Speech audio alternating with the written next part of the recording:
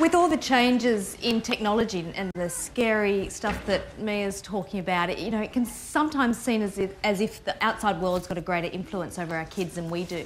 Gone are the days where we can sit them down and say, listen, something terrible's happened in the world, because they'll probably know about it. They'll see about it first. It's not just sitting down to the news, which we can shield them from often when they're young. They'll hear about it, or their friends will hear about it, and they'll tell them all about it. So it is really hard to try and steer your kids gently through life as we might have been steered.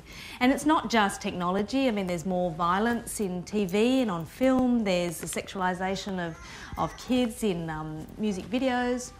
There's the divorce rate's high, kids are drinking earlier, having sex earlier. It's pretty frightening. So it is hard to instill those traditional values, even though they haven't changed. We're still all believing in the same things that were taught to us from our parents or our favourite teacher or some leader of a faith or a sporting coach, something like that. It's still about integrity and honesty and compassion, hard work. It's still the same stuff.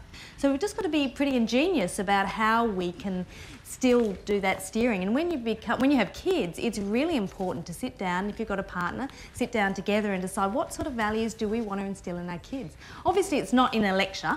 It's not sitting them down saying, right, we're going to talk about values today. You just do it in an everyday way. Obviously, really young kids are taught to share. Preschool kids are talked about including everybody. You talk about compassion when you hear them criticising someone at school. And teenagers, of course, have got to learn about integrity and perseverance, all these things. So probably the one way that is the same as it's always been is in the family meals. This really, really treasured time is so valuable because that's when you can sit down. Every time you share opinions, every time you listen to each other, every time you reward them for making a good decision or they show compassion to their sibling or their friend, they're your ways to instill those values. The other way to instill these values is, as Mia's saying, use what they know. We have to stay relevant. So if they're with phones, if they're old enough, or with what TV shows you let them watch, what DVDs you let them watch. And not just, no, you can. I know I said not using too many words, that it is an opportunity to say why you don't want them to watch something. Or if they do see something, you're watching something together, to actually stop it and discuss whatever issue that came up for them. A lovely way, I think, that I've used with my kids is what I call the Francesca strategy. I've told my kids since they were very young that there was a girl I went to school with called Francesca, and she wasn't particularly smart, she wasn't particularly good at sport, she wasn't gorgeous looking, she was just plain looking like the rest of us. She wasn't anything special in the way that kids today might think would make them special, but she was a fabulous girl. She was somebody who, if there's someone new to the class, she wouldn't put her hand up to the teacher and say, oh, can I please be her buddy? Can I please look after her? She would just go and quietly keep an eye out and make sure she was never alone or he was never alone. And if somebody was upset, she wouldn't make it all dramatic and about her. She'd just very, very quietly make sure that child was okay. And heaven help anyone who bullied anyone in front of Francesca, because she would stick up for them, and not only that, she wouldn't be afraid. She'd go to the teachers and say, they're bullying that kid. Our kids think that we're just, fuddy-duddies. They don't believe we ever went to school. They don't believe we were ever kids. So if you tell... That's right. So if you tell them what we did, it doesn't seem to resonate with them. But if you tell them about some reason, if you tell them about someone else, they'll listen to that. And especially when I tell them that Francesca went on to be the most popular girl in school. Not because she was the pretty one or the smartest or the fastest, but because she just had fabulous values.